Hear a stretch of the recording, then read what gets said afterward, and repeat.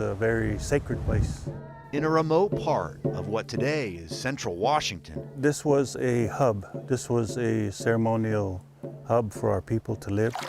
Natural springs once served as a source for life. This is why this is one of the main gathering places of our people, was because of this right here. 150 years ago, the Yakama Nation went to war with white settlers over this desirable land, which eventually became a U.S. military post, Fort Simcoe. Today, the officer quarters are preserved, part of a state park, celebrated as one of the few remaining pre-Civil War forts west of the Mississippi. It's on the National Register of Historic Places. But this place has a dark history, too. Considered to us a concentration camp. From 1860 to 1922, for more than 60 years, the U.S. government sent hundreds of Yakama Nation children here. They called it school, but it was really a place of suffering. The intent wasn't to educate our people.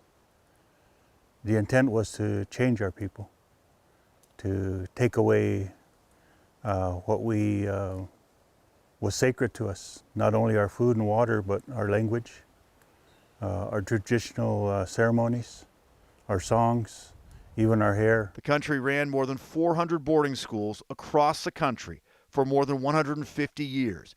Washington Territory and later state had 15, most in the West. The government taught the children, some as young as 4, how to speak English and practice Christianity. They got new names like Mary Ann and Christopher Columbus. The saying goes that, kill the Indian, save the man. That basically was the code of the United States at that time. Shemaiah Washines has ancestors who attended Fort Simcoe. That was a dark time time for our people, and it happened here, but it didn't work. Those songs, clothing, the braids, they all survived.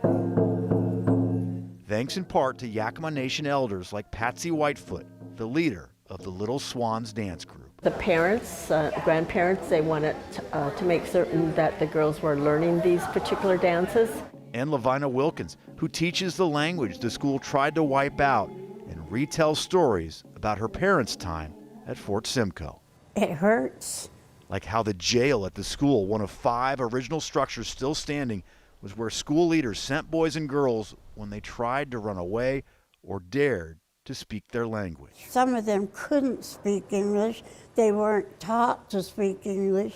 They were supposed to learn and learn fast in order to become civilized. That's part of the healing, the part of the trauma that our people still go through. Even though in 1860 I was not here, I can feel that from my ancestors. The original schoolhouse burned down in the 1950s. And I'm glad it's not here myself.